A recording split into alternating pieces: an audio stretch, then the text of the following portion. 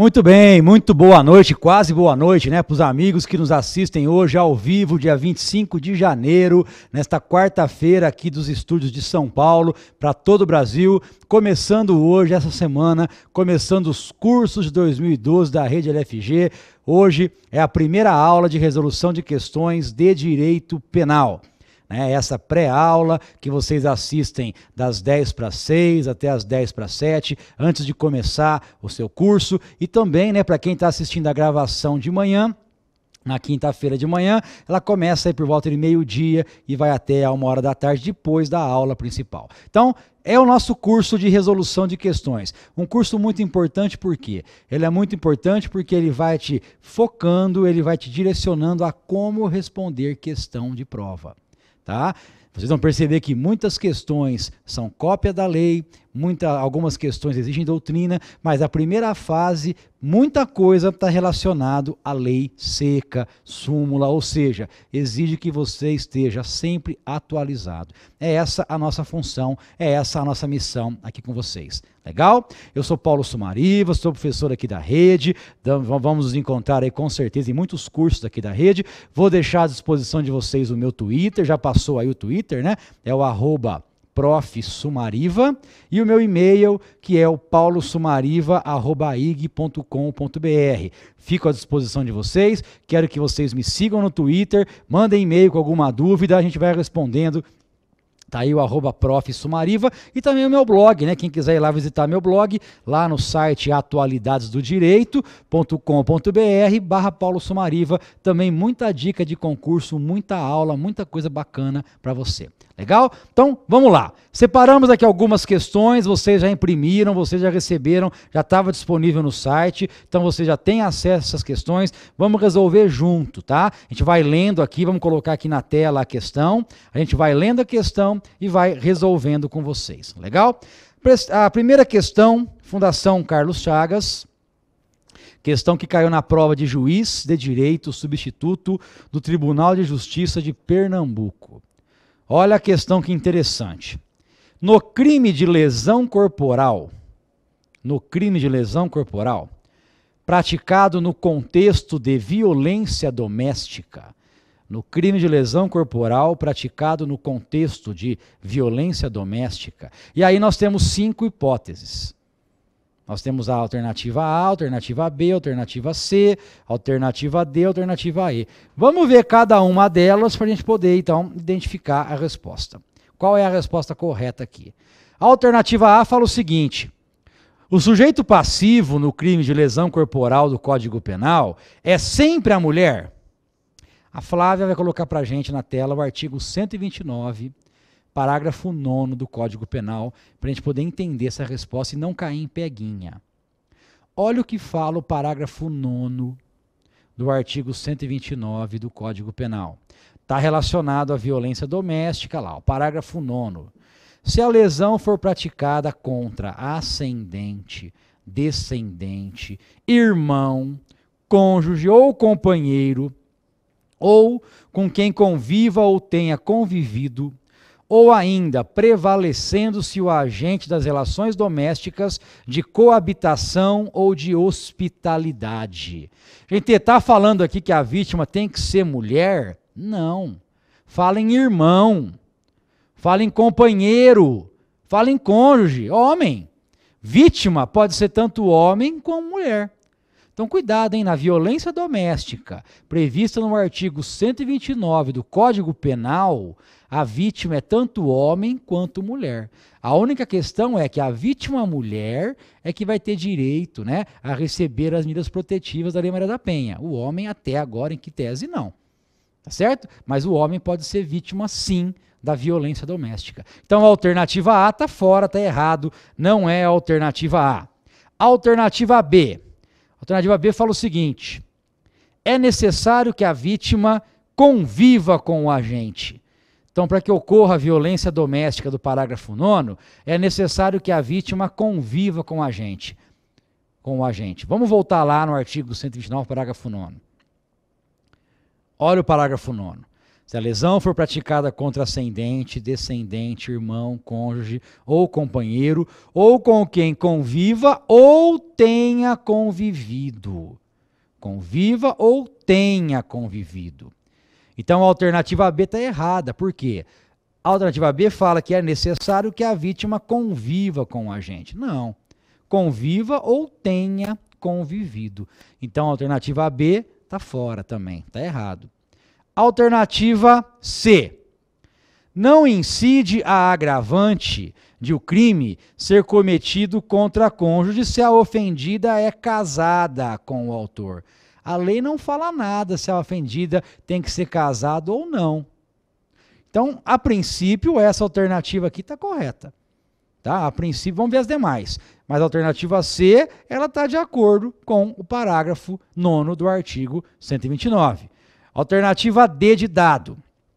A pena é aumentada de 1/6 se o crime for cometido contra pessoa portadora de deficiência. Vamos ver lá o parágrafo 11 do artigo 129. Parágrafo 11 do artigo 129. Na hipótese do parágrafo 9º deste artigo, a pena será aumentada de 1/3 se o crime for cometido contra pessoa portadora de deficiência. 1/3. E a prova fala em 1/6. Olha o peguinha aí. Está errado, não é 1/6, é 1/3. Ok? Parágrafo 11 do artigo 129. Está fora também. Alternativa E. Não basta que se prevaleça o agente da relação de hospitalidade. Não basta que se prevaleça o agente da relação de hospitalidade. Vamos voltar lá para o parágrafo 9º do artigo 129. Olha o que fala o parágrafo 9º do artigo 129. Olha lá, ó. Se a lesão for praticada contra ascendente, descendente, irmão, cônjuge ou companheiro, ou com quem conviva ou tenha convivido, ou ainda prevalecendo-se o agente das relações domésticas, de coabitação ou de hospitalidade. Então, ele tem que prevalecer das relações domésticas, de coabitação ou de hospitalidade. Então, a alternativa E também está errada. Então, gente, sobrou qual? Sobrou a alternativa C.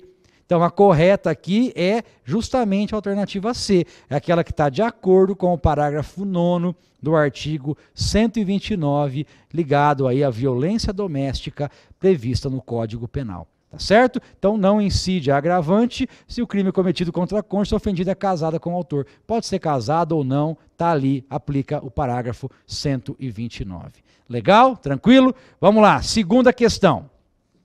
Segunda questão caiu também no mesmo concurso, Tribunal de Justiça de Pernambuco, né, juiz substituto, Fundação Carlos Chagas, concurso do ano passado. De acordo com o entendimento sumulado do Superior Tribunal de Justiça, o aumento na terceira fase de aplicação da pena no crime de roubo circunstanciado exige fundamentação concreta e não pode decorrer unicamente da indicação. Bom, para eu poder responder essa questão aqui, eu tenho que conhecer a súmula 443 do STJ. Súmula 443 do STJ, que é a súmula recente, né? A súmula 443 do STJ. E olha o que fala a súmula 443 do STJ. O aumento na terceira fase de aplicação da pena no crime de roubo circunstanciado exige fundamentação concreta, não sendo suficiente para a sua exasperação a mera indicação do número de majorantes. Está aqui, ó, não sendo suficiente para a sua exasperação a mera indicação do número de majorantes. Essa é a redação da súmula 443. Eu tenho que conhecer essa súmula para responder essa questão que caiu na prova. Tem que conhecer a súmula, que foi coisa nova. Vamos ver agora as questões. Olha lá. De acordo com o entendimento sumulado pelo STJ, súmula 443, né? A questão não fala, mas eu tenho que saber.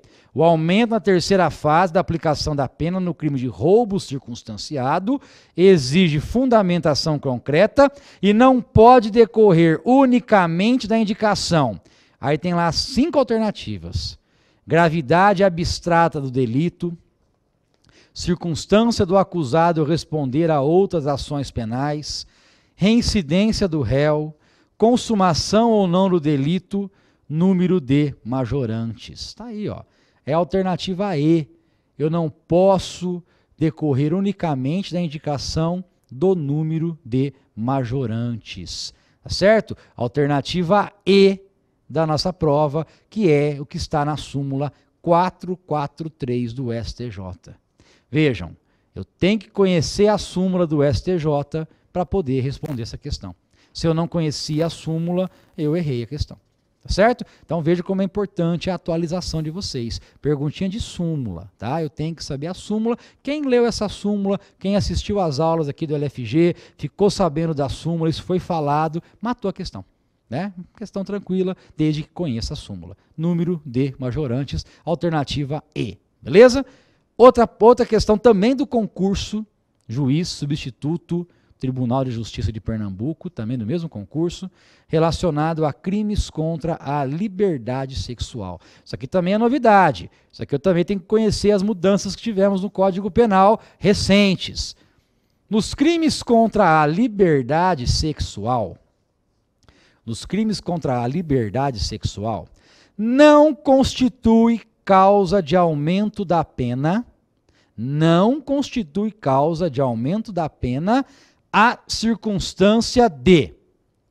E aí nós temos 5 situações e eu tenho que saber qual delas não é causa de aumento de pena.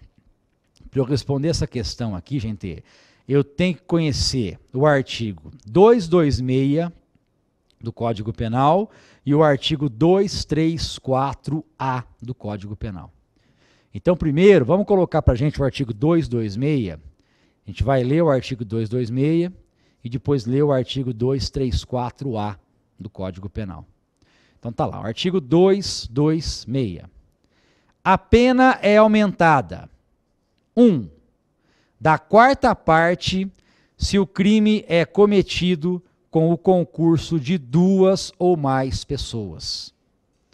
2. De metade, se o agente é ascendente, padrasto ou madrasta, tio, irmão, cônjuge, companheiro, tutor, curador, preceptor ou empregador da vítima ou por qualquer outro título tenha autoridade sobre ela. Aqui nós temos 2 causas de aumento de pena ligadas aos crimes contra a liberdade sexual previstas no artigo 226. Vamos ver agora o artigo 234A, também do Código Penal. Tudo isso é novidade, tá? Tudo isso, novidade que nós tivemos no Código Penal. 234A. Olha lá o que fala o 234A. Nos crimes previstos nesse título, a pena é aumentada. Aí vem lá, inciso 3. De metade, se o crime resultar gravidez. De 1/6 até a metade, se o agente transmite à vítima doença sexualmente transmissível de que sabe ou deveria saber ser portador. Muito bem, vimos aqui as causas de aumento de pena que o Código Penal prevê em relação aos crimes contra a liberdade sexual. Vamos voltar agora para a questão que caiu na prova. Então vamos ler de novo a questão lá do comecinho, juiz substituto de Pernambuco, concurso do ano passado. Nos crimes contra a liberdade sexual, não constitui causa de aumento da pena. Qual circunstância? Não constitui. Resultar gravidez. Resultar gravidez está previsto no artigo 234A. Então essa está fora. Resultar gravidez é sim causa de aumento de pena. B. O agente ser casado. Essa não está prevista em lugar nenhum. Vamos ver as demais? C. O agente ser empregador da vítima. Agente empregador da vítima está previsto no artigo 226 do Código Penal.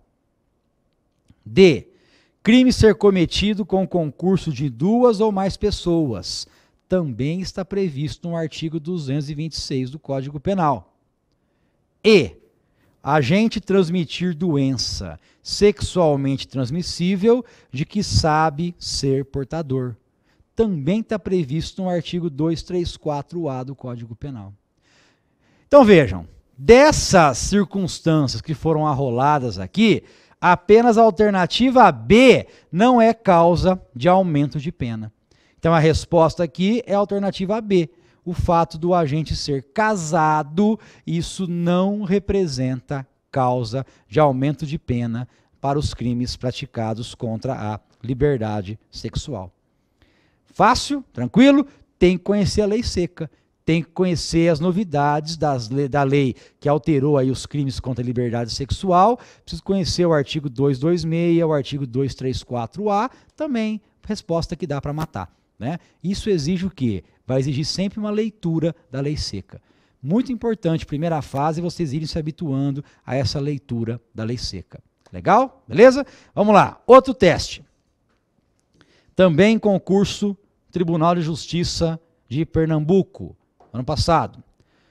Podem obter autorização para saída temporária os... Bom, a alternativa fala de saída temporária. Está falando então aqui de execução penal. Está falando aqui de cumprimento de pena. Eu tenho que saber o que então? Eu tenho que saber as hipóteses de cumprimento de pena. A gente sabe que nós temos os regimes fechado, semiaberto, regime aberto, e para cada regime tem a sua regra. No caso aqui de saída temporária, a gente sabe que tem lá um tipo de regime que autoriza o preso a ter 5 saídas temporárias, né? A ter 5 saídas temporárias por ano. A gente sabe disso. Que presos são esses?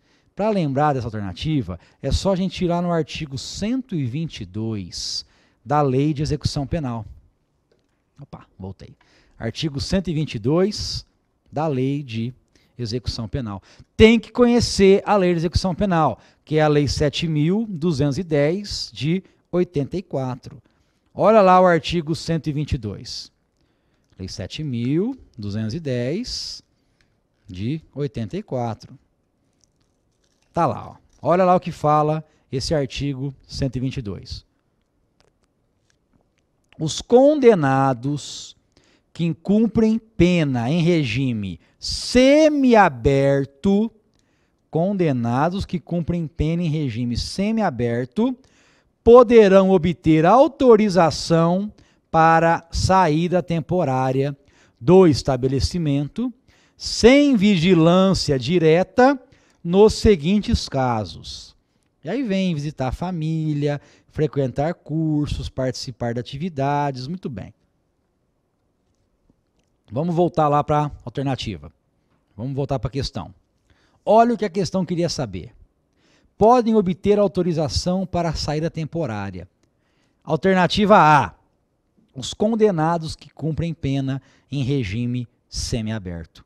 A alternativa é essa. Tá? É a alternativa A. Vamos ver as demais só para tirar, né, matar a curiosidade, mas é essa a alternativa. É o artigo 122 da Lei de Execução Penal. Olha as demais. Alternativa B. Presos provisórios e os presos condenados que cumpram pena em regime fechado ou semiaberto. Primeiro, preso provisório está fora, e regime fechado, fora. É só o regime semiaberto. Alternativa C. Presos provisórios e os condenados que cumpram pena em regime semiaberto. Fora também. Alternativa D. Condenados que cumpram pena em regime fechado e semiaberto. Também está fora. Alternativa E. Presos provisórios e os condenados que cumpram pena em regime aberto. Aberto também, totalmente fora. É uma questão tranquila, né? Que exigiria da gente o quê? Um conhecimento em relação à parte de cumprimento de pena. Progressão de regime e cumprimento de pena. Em ter saidinha temporária é só preso semiaberto. tá? É só o pessoal aí das colônias agrícolas, o pessoal de São Paulo está acostumado com os presos do IPA, são eles, tá? Esses são os presos que têm essa possibilidade de ter a saidinha temporária. São 5 saidinhas por ano que a lei de execução penal prevê a eles. Tudo bem? Quinta alternativa, mesmo concurso também lá do juiz substituto de direito do estado de Pernambuco. Crime de tráfico de drogas. Crime de associação para o tráfico. E essa questãozinha aqui, ela era muito chatinha porque ela tem peguinha. Ela tem peguinha porque ela mistura a associação com o tráfico de drogas. Então, crime de associação para o tráfico. Então, o que eu tenho que fazer num primeiro momento? Eu tenho que ir lá na Lei 11.343, que é a Lei de Drogas, Lei 11.343, de 2006, Lei de Drogas, e tem que conhecer essa lei. Eu tenho que ver que o artigo 33 fala do tráfico de drogas. Tá?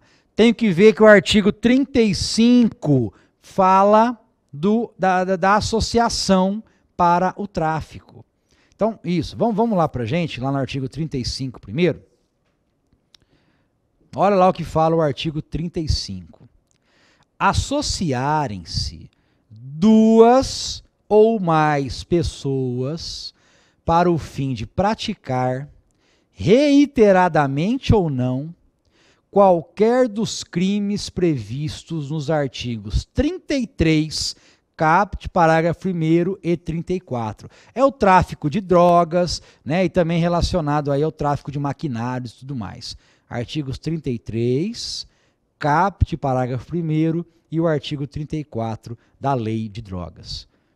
Então, esse artigo 35 estabelece para a gente o crime de associação para o tráfico.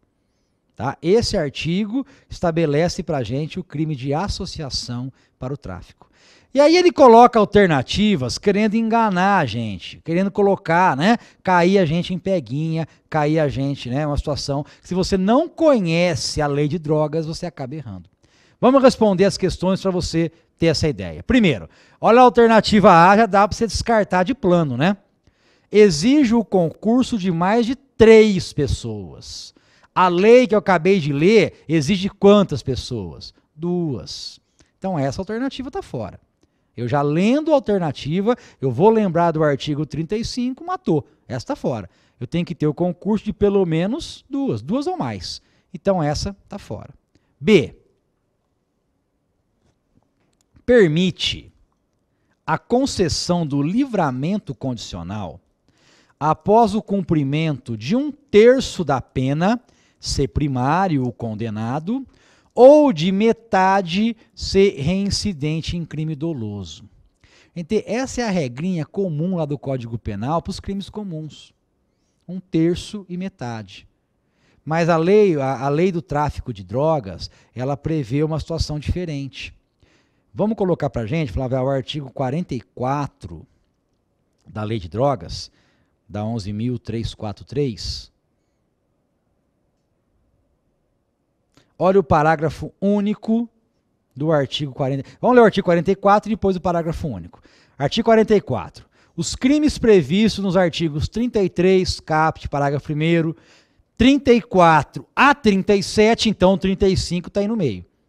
Né? Então, a associação ao tráfico está aí no meio.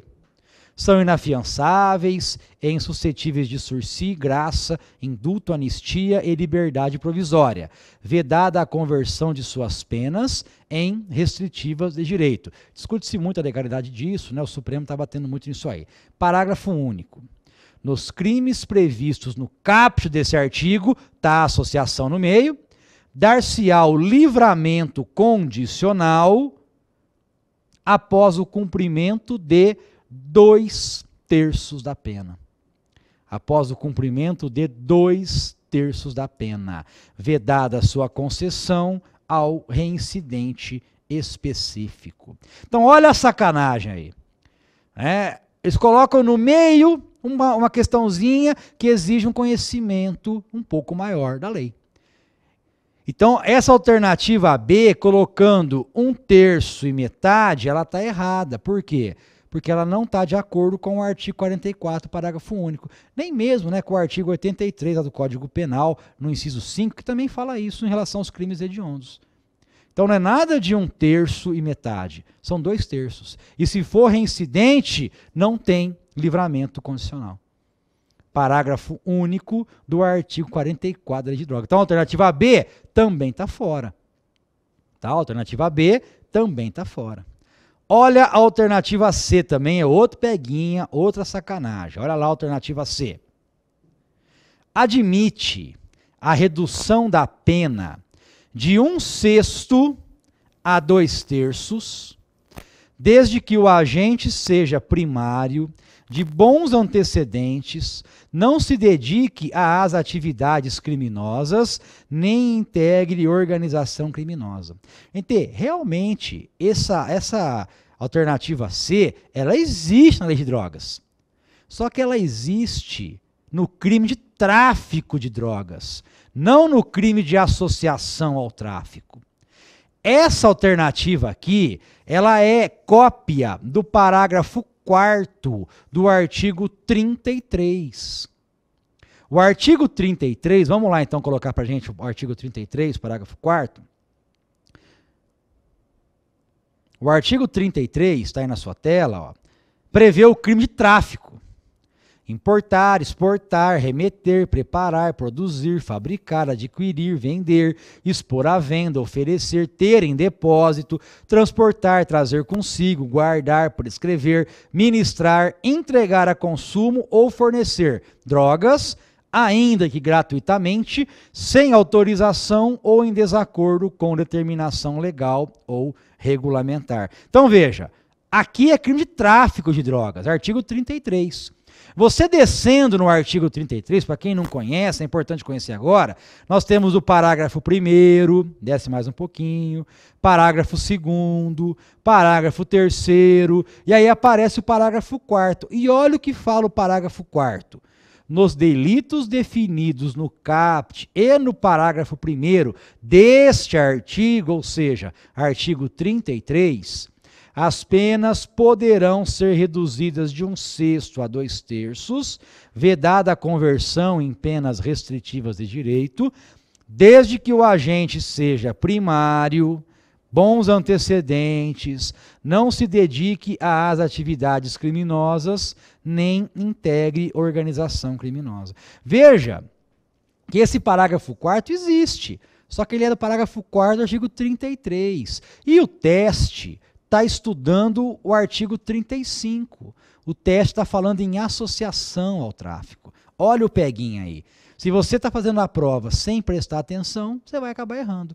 Então veja, voltando para a prova, a alternativa C está errado, tá? Você exclui a alternativa C, por quê? Porque ela está relacionada ao tráfico, não à associação para o tráfico. Legal? Então até aqui nenhuma está correta. Vamos lá para a alternativa D de dado. Admite redução da pena em caso de semi-imputabilidade do acusado. Admite redução da pena em caso de semi-imputabilidade do acusado. Olha que maldade aqui. Por quê? Vamos lá para o artigo 46. Artigo 46 da própria Lei de Drogas. Tá? O artigo 46...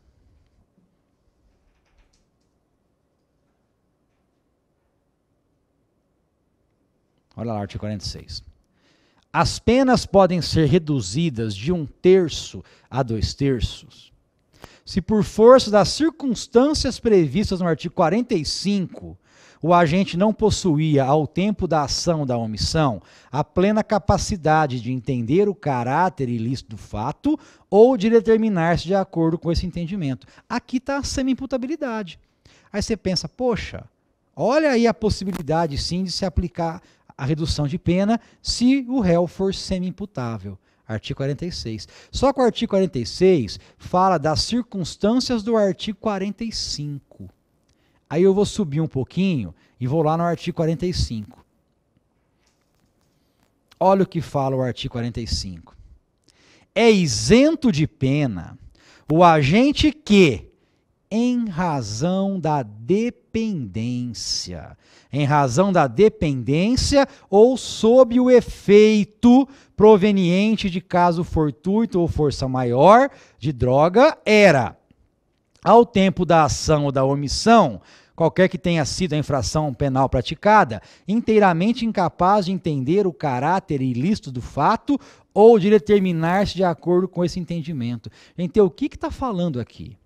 Aqui está falando que naqueles crimes em que o cara pratica, sendo ele um drogado, é o cara que pega, né, cheira a cocaína e vai praticar um assalto, ou o cara é total, os noinha que tem aqui em São Paulo, né, que estão esparramados por aí, então os caras estão tudo loucão, estão tudo com crack na cabeça e quer dinheiro. Aí os caras vão lá e as furta, assalta. Espera um pouquinho, o cara nem sabe o que está fazendo. Nessas situações é que eu posso reconhecer a inimputabilidade, artigo 45, ou a semi-imputabilidade, artigo 46. Não para os casos de associação ao tráfico. Ok? Então, cuidado com esse peguinha que foi colocado na prova. Então, a alternativa D admite redução de pena em caso de admite a redução da pena em caso de semi-imputabilidade do acusado. Essa alternativa D, ela está, né, parecendo correta, tá certo? Que é o artigo 46. Alternativa E, vamos lá. Não se configura no caso de associação para o custeio de tráfico por terceiros.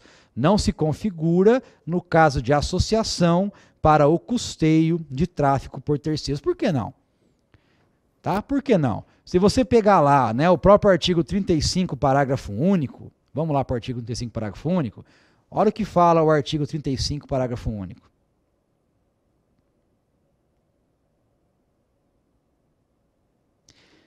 Nas mesmas penas do caput, ou seja, nas mesmas penas do crime de associação para o tráfico, incorre quem se associa para a prática reiterada do crime definido no artigo 36.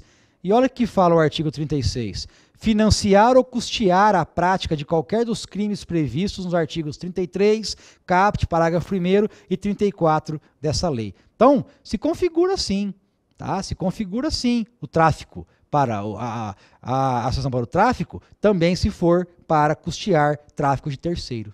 Então vejam, das 5 alternativas que nós lemos, a alternativa correta é a alternativa D de dado. Admite a redução da pena em caso de semi-imputabilidade do acusado. Ok? Artigo 46 da Lei 11.343 de 2006. Beleza? Legal? Vamos lá. Próxima questão. Vamos tentar responder o máximo de questões. Se não der, a gente continua respondendo nas próximas aulas. Essa questão é da Defensoria Pública do Rio Grande do Sul, concurso 2010, também relacionado aí à aplicação da pena. Uma questão bem tranquila, bem legal, acho que bem fácil de vocês responderem. No que toca ao sistema de aplicação da pena, é correto afirmar. Então vamos lá. Alternativa A.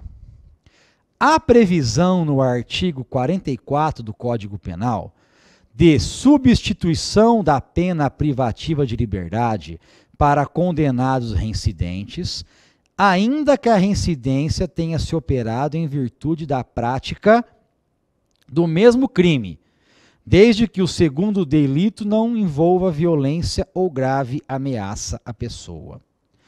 Vamos pegar o Código Penal, abrir no artigo 44, que fala, né, da pena restritiva de direitos. Então tá lá, ó. As penas restritivas de direito são autônomas e substituem as privativas de liberdade quando aplicada a pena privativa de liberdade não superior a 4 anos e o crime não for cometido com violência ou grave ameaça à pessoa ou qualquer que seja a pena aplicada se o crime for culposo. Tranquilo. 2. Se o réu não for reincidente em crime doloso. Opa. Está falando aqui que se o réu for reincidente, eu não posso aplicar uma pena alternativa. Réu reincidente, eu não posso aplicar uma pena restritiva de direitos. Mas aí tem o parágrafo 3º. Vamos descer um pouquinho para a gente, vamos lá no parágrafo 3º. Olha o que fala o parágrafo 3º do artigo 44.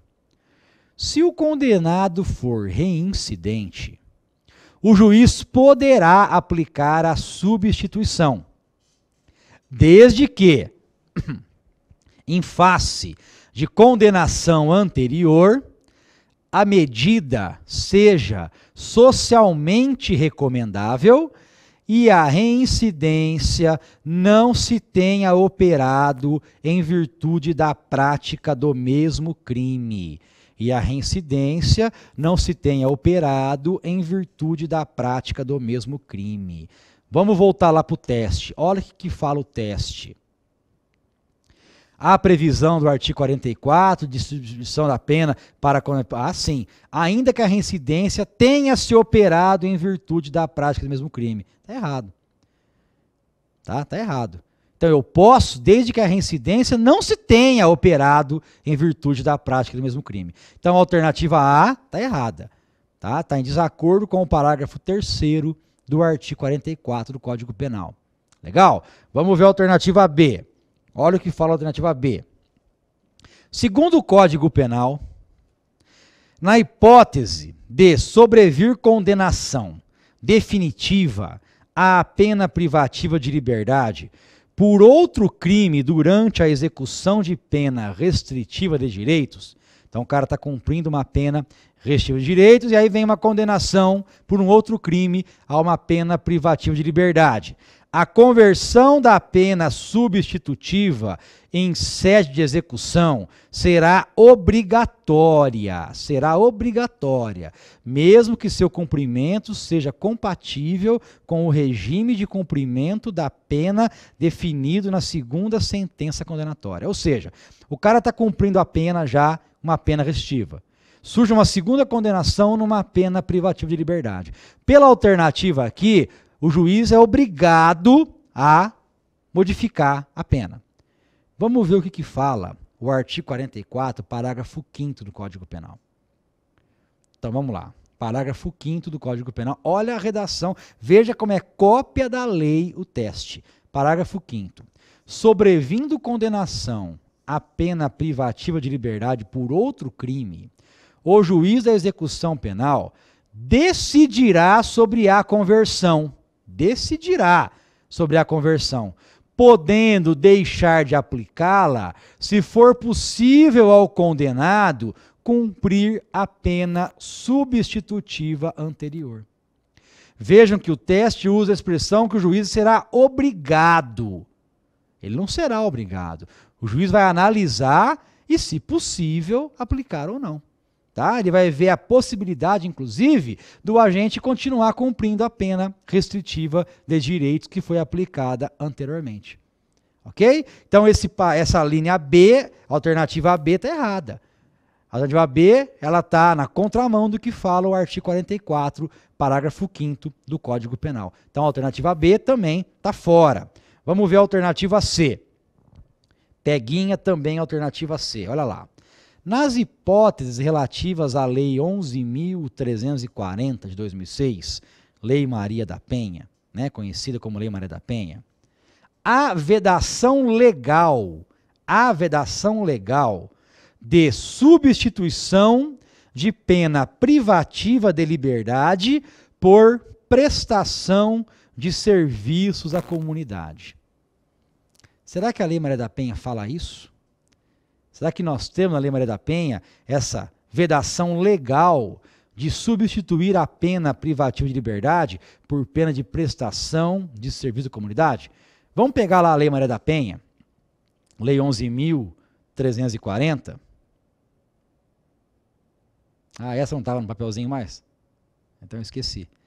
Lei 11.340. Vamos lá no artigo 17. Olha o que fala o artigo 17. Quem não conhece, olha a leitura do artigo 17 da Lei Maria da Penha, para vocês verem que interessante. É vedada a aplicação, nos casos de violência doméstica e familiar contra a mulher, de penas de cesta básica ou outras de prestação pecuniária, bem como a substituição de pena que implique o pagamento isolado de multa. O legislador fala em pena de cesta básica. Não existe nenhuma pena no direito penal brasileiro de cesta básica. Não existe. Não há essa pena. O que nós temos são penas alternativas de prestação pecuniária, não pena de cesta básica. Vejam, olha o teste. O teste fala da proibição da conversão de uma pena privativa de liberdade pela pena de prestação de serviço à comunidade. Está errado. Está errado, porque essa pena não está proibida. O legislador fala em pena de cesta básica ou outra pena de prestação pecuniária. Então, a alternativa C também está errada. Tá? A alternativa C também está errada. Vamos lá para a alternativa D, D de dado. Ao agente primário e de conduta social satisfatória, que é condenado a uma pena de 2 anos de reclusão por roubo tentado. Então o cara pega o artigo 157, tentativa de roubo, ele é primário, conduta social legal, pega uma peninha de 2 anos. Com todas as circunstâncias previstas no artigo 59 do Código Penal, reconhecidas como favoráveis na sentença, é possível aplicar-se a suspensão condicional da pena prevista no artigo 77 do Código Penal. Praticou o crime de roubo, tentativa de roubo e pegou uma pena de 2 anos. É primário, conduta social legal, tudo bacana, circunstâncias do artigo 59 favoráveis ao réu. Cabe suspensão condicional da pena? Cabe sursi? Vamos pegar lá o artigo 77 do Código Penal. Vamos lá no Código Penal, artigo 77. Olha o que fala o artigo 77 do Código Penal. Requisitos da suspensão da pena. A execução da pena privativa de liberdade não superior a 2 anos poderá ser suspensa por 2 a 4 anos, desde que, inciso 1, o condenado não seja reincidente em crime doloso. Inciso 2, a culpabilidade, os antecedentes, conduta social e personalidade do agente, bem como os motivos e as circunstâncias, autorizem a concessão do benefício.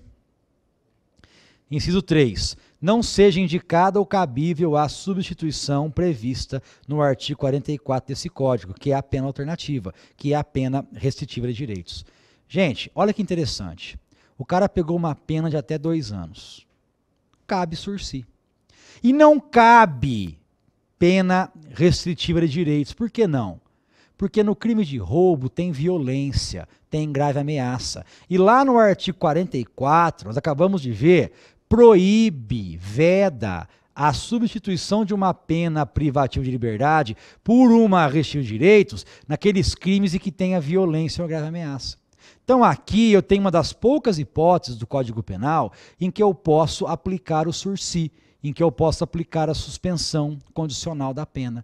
Não cabe pena alternativa porque é crime praticado com violência ou grave ameaça. Então não cabe a pena alternativa, cabe sursi. Então essa alternativa D, ela está correta. Tá? A alternativa D, ela está correta. Vamos ver a outra, né? Só para matar, mas a alternativa D, a princípio, ela está bonitinha. Vamos lá, alternativa E. A substituição da pena privativa de liberdade por pena restritiva de direitos, prevista no artigo 44 do Código Penal, não é possível para delitos culposos nas hipóteses de condenação superiores a 4 anos. Está errado isso, né? Vamos ver lá o artigo 44 do Código Penal. Olha o que fala o artigo 44. As penas restritivas de direitos são autônomas e substituem as privativas de liberdade quando, olha o inciso 1, aplicada a pena privativa de liberdade não superior a 4 anos e o crime não for cometido com violência ou grave ameaça à pessoa, ou qualquer que seja a pena aplicada se o crime for culposo. Então, para crime culposo, não tem limite de 4 anos. Para crime culposo, é qualquer pena. Então, a alternativa E também está errada. Então, voltando para o nosso teste, veja que é um teste cumprido, mas fácil, né? Tudo com questãozinha, cópia da lei. Tudo lei seca. A alternativa correta aqui vai ser a alternativa D de dado. Ao agente primário e de conduta social satisfatória, que é condenado a pena de 2 anos de reclusão por roubo tentado, com todas as circunstâncias previstas no artigo 59, reconhecidas como favoráveis na sentença, é possível sim aplicar a suspensão condicional da pena prevista no artigo 77 do Código Penal. Tranquila questão também, sem maiores dificuldades. Legal? Beleza? Vamos lá, vamos para mais uma. Questão TRF, 5ª região, questão que exige da gente conhecimento atual de doutrina e de jurisprudência. É uma questão um pouquinho longa, talvez seja até a última que a gente vai resolver hoje pelo horário, mas olha que coisa interessante essa questão e que vai exigir da gente um conhecimento muito legal de doutrina e de jurisprudência. Olha lá. Prova do ano passado, TRF, 5ª região. Em relação a concurso de crimes, concurso de agentes, relação de causalidade, tipo penal e ilicitude, assinale a opção correta à luz da doutrina e da jurisprudência. Primeira alternativa. Na terceira fase de sua aplicação, a pena deve ser proporcional à quantidade de causas de aumento da pena, de forma que, na hipótese de existência de apenas uma causa, como a quantidade excessiva de agentes no delito de roubo, a fração de aumento deve ser fixada no mínimo legal. Não é isso que prevalece no Superior Tribunal de Justiça. O STJ, reiteradamente, vem decidindo o seguinte: o juiz não tem que ficar preso a isso. Muito pelo contrário. Se o cara estiver usando uma arma de grosso calibre, ou se o cara tiver aí, forem aí quantidade excessiva de agentes no concurso de pessoas, o juiz pode sim aumentar a pena além do mínimo, além do limite mínimo. Ele pode sim. Então está errada a alternativa que fala que o juiz não pode aumentar a pena se existir apenas uma causa de aumento.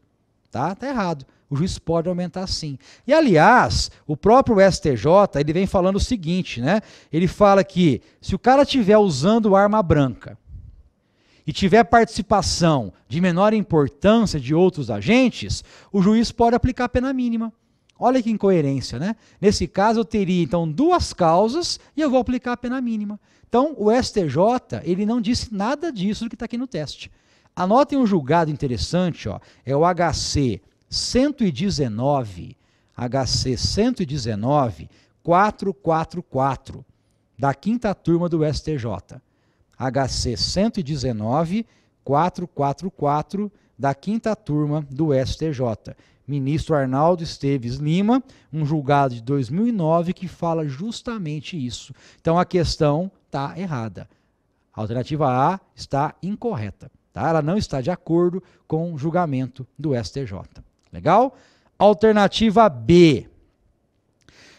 Considere que, durante uma festividade de formatura, determinado formando que ingerir a substância psicotrópica tenha sido jogado por colegas não identificados dentro da piscina do local onde se realizava a festa, tendo falecido por afogamento. Nessa situação, não se exige a descrição minuciosa da participação de cada suspeito, podendo os membros da comissão de formatura responder pelo resultado morte. Gente, caso idêntico a esse, julgado do STJ, que o STJ decidiu completamente ao contrário do que está no teste. Anotem o julgado, que é interessante que vocês leiam, é o HC 46, 525, HC 46, 525, também da 5ª turma do STJ, que narra um caso semelhante e que fala justamente o contrário. Primeiro, como que eu posso responsabilizar a comissão de formatura por um fato isolado? Aonde? E segundo, como que eu vou fazer uma denúncia sem descrever a conduta de cada um? Eu tenho que identificar assim quem foi, mesmo se tratando de um crime de autoria coletiva, não há respaldo na jurisprudência para uma acusação genérica. Por quê? Porque essa acusação genérica, ela vai impedir o exercício da ampla defesa, tá? Porque ela não demonstra de maneira correta a conduta delituosa de cada um, tá? Não dá para você admitir isso.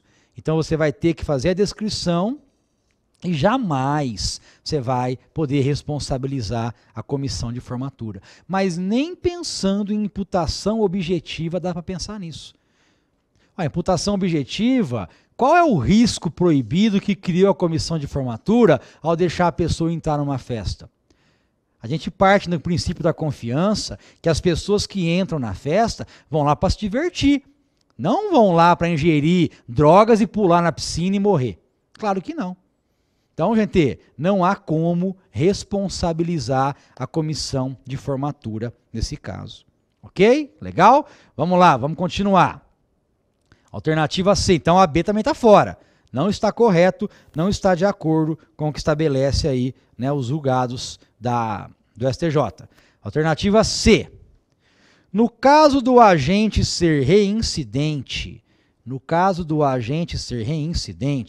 não se aplica o princípio da insignificância para o reconhecimento da atipicidade material da conduta delituosa, pois deve-se evitar a fragmentação do delito em condutas que, isoladamente, sejam objetivamente insignificantes, mas que, analisadas em conjunto, fragilizem a segurança do ordenamento jurídico. Erradíssimo isso, hein?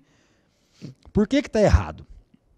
Aliás, na aula de amanhã, de súmula, a gente vai explicar bem essa questão da insignificância.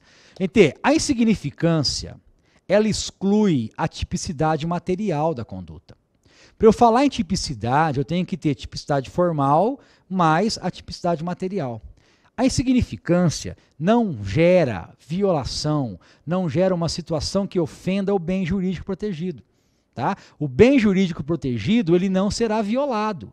Se ele não foi violado, não tem crime.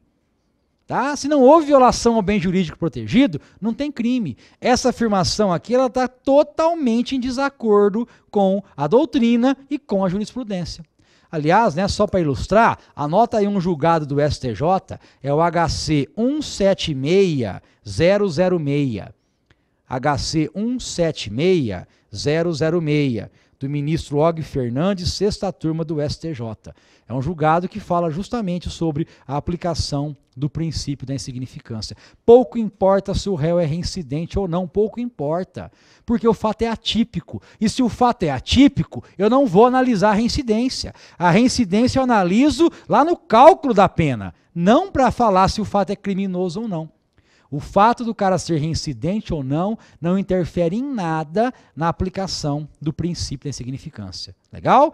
Princípio da insignificância torna o fato atípico. Tudo bem? Vamos lá. Outra alternativa, alternativa D de dado. No Código Penal, a teoria unitária ou monista